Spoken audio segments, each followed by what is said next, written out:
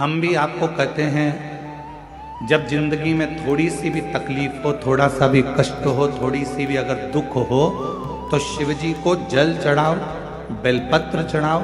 और कोई मन में अगर दुख है तो नंदी के पास 2 क्षण बैठकर अपने मन की बात नंदी से जरूर कहो। क्यों?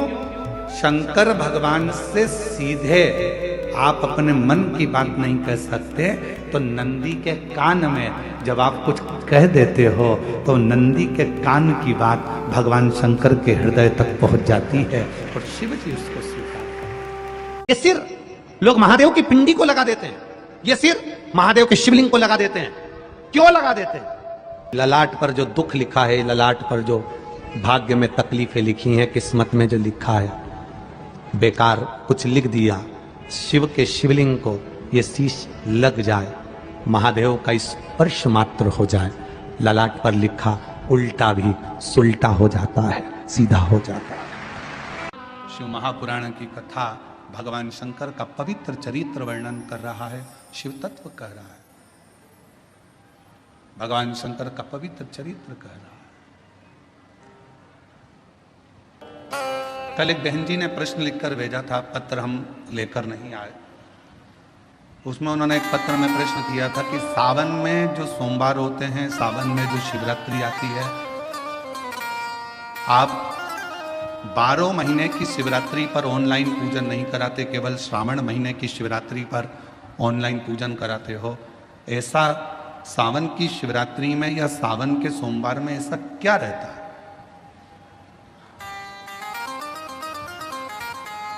श्रावण की शिवरात्रि में, श्रावण के सोमवार में इतना महत्व क्या रहता है कि आप 12 महीने शिवरात्रि पर ऑनलाइन पूजन नहीं कराते, पर सावन के महीने की शिवरात्रि आई कि आप ऑनलाइन पूजन कराते हो और पूरा विश्व, देश भारत देश ही नहीं पूरे विश्व में, विदेशों में भी लोग ऑनलाइन पूजन करते।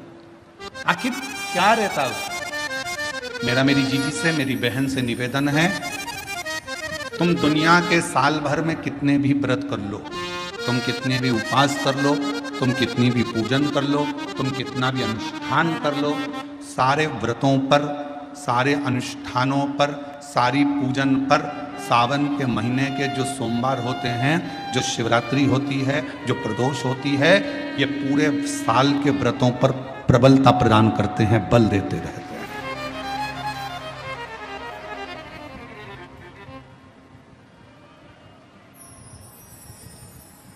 पर निवेदन है, सावन के सोमवार का व्रत करो, पर ऐसा व्रत मत करना कि तुम्हारे व्रत करने से परमात्मा को भी टेंशन हो जाए।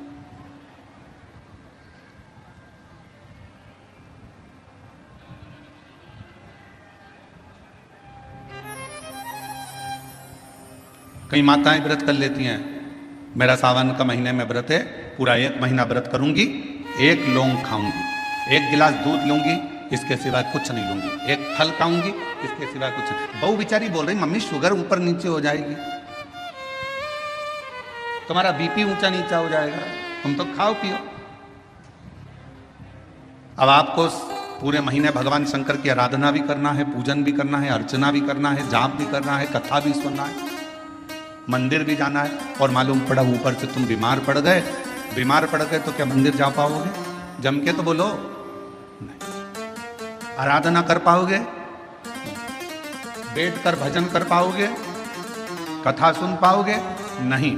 इसलिए व्रत ऐसा करना जिस व्रत में तुमको भी टेंशन नहीं, तुम्हारे परिवार को भी टेंशन नहीं, और भगवान शंकर को भी टेंशन नहीं, किसी को चिंता नहीं। तुम्हारे व्रत करने से किसी को परेशानी नहीं। मालूम पड़े तुम भोजन का त्याग कर दो, इसका त्याग कर दो, उसका त्याग कर दो, सब चीजों का त्याग कर दो और बीमार पड़ जाओ, तो शिव महापुराण की कथा कहती है ऐसा तप, ऐसी साधना किसी का नहीं। तुमरुका जी जब कथा कहने के लिए बैठे, चंचुला देवी ने तुमरुका जी से एक प्रश्न किया कि कथा सुनने का नियम क्या है? गीता प्रेस गोरखपुर की शिव महापुराण की कथा लेकर आना, उसमें पढ़ना शिव महापुराण कथा महत्तम।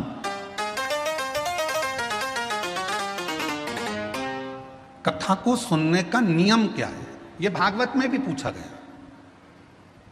परीक्षित ने सुखदेव जी महाराज से पूछा था कथा सुनने का नियम क्या। शिव पुराण में चंचुला देवी तुमरुका जी से पूछ रही हैं कि कथा सुनने का नियम क्या, क्या नियम है कथा सुनने का। तो कहा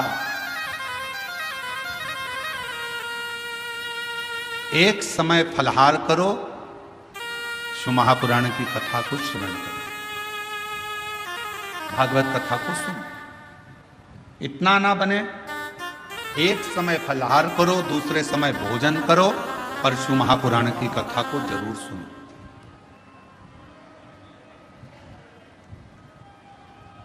और इतने में भी काम ना चले तो शिव महापुराण की कथा में तुमरुका जी ने चंचुला देवी से कहा दोनों समय भोजन करो, पर शिव महापुराण की कथा जम के बोलो, सुनो नहीं, जरूर सुनो।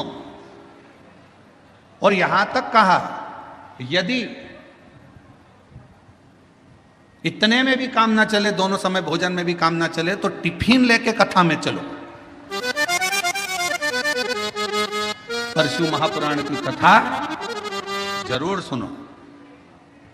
जैसे लोगों की आदत रहती है ना, वो जेब में रखा रहता है और जैसे ही कथा में उसकी तो आदत हर एक घंटे में उसको खाना है मल, अब उसकी तो आदत में रहता है, तो कथा में बैठे बैठे विचार करता रहता है बस जल्दी से महाराज जी भजन गाए। उसको क्या मालूम कि ये शिव पुराण की कथा में इसमें तो एक भजन भी आ जाए तो बड़ा मुश्किल है।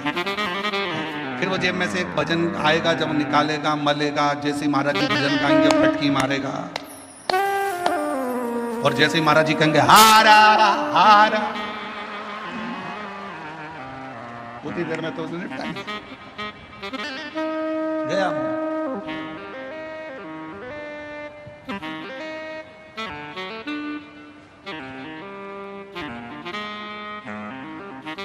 और दवा दुबू के इतनी शांति से बैठा, पड़ोसन को भी लग रहा है कितना अच्छा व्यक्ति है, आवाज तक नहीं आ रही है, उसको क्या मालूम मुंह में फंसा पड़ा है आवाज। अब ये तो शंकर जी जाने और वो जाने। उसकी पत्नी जानती थी तो उसने तुरंत कह दिया, खा लिया, झूठ बोल रहे, खाओ मेरी कसम, कथा चली रही है और दोनों एक दूसरे की कसम खा मेरी कसम।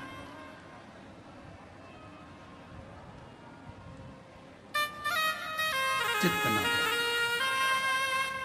मन को स्थिर रखिए शिव तत्व की ओर, शंकर जी की।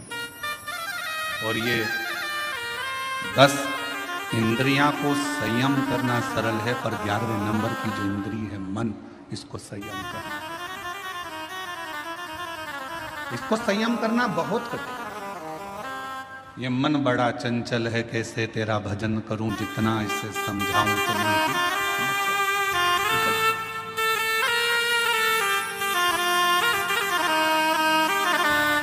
भोले तेरे चरणों की शंभो तेरे चरणों की, कर जोड़े जो मिले जाए बाबा तेरे चरणों की, कर जोड़े जो मिले जाए सच कहता हूँ, सच कहता हूँ, तकदीर बदल जाए बाबा तेरे चरणों की, शंभो तेरे चरणों की। इस मन को संयमित करना ये दुनिया का सबसे कठिन, बहुत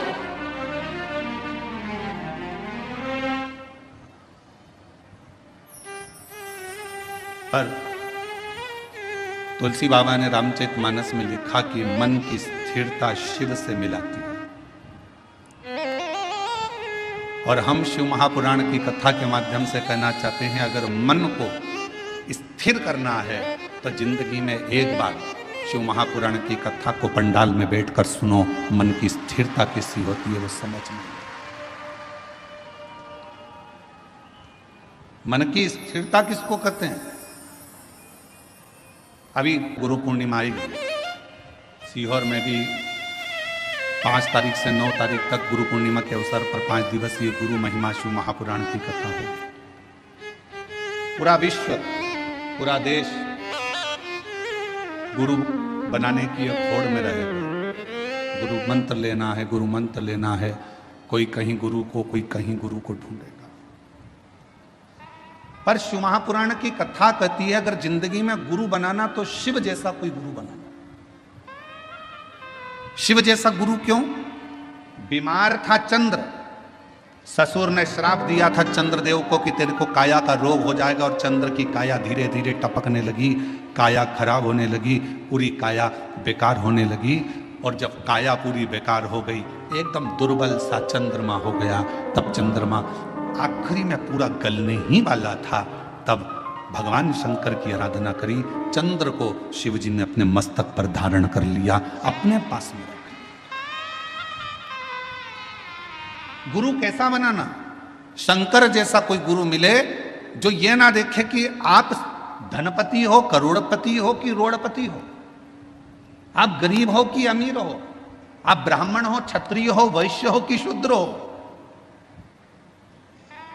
गुरु की दृष्टि में यह नहीं होना चाहिए।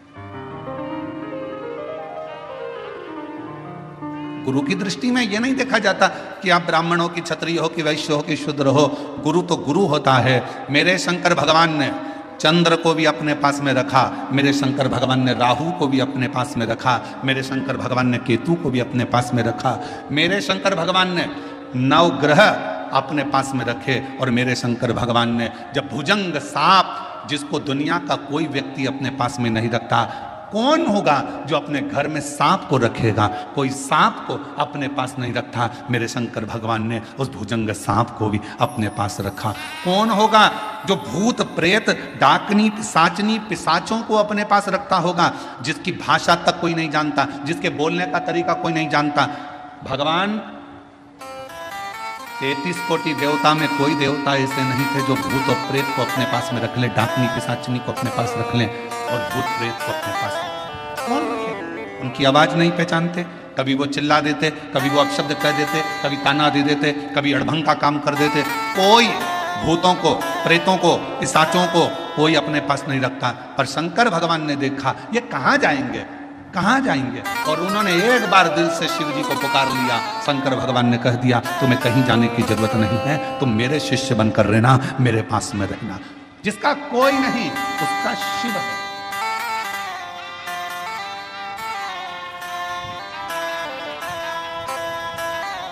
इसलिए पूरी दुनिया में केवल विश्व का एक ही नाथ है, और उसका नाम विश्व, जम के बोलो, विश्वनाथ है।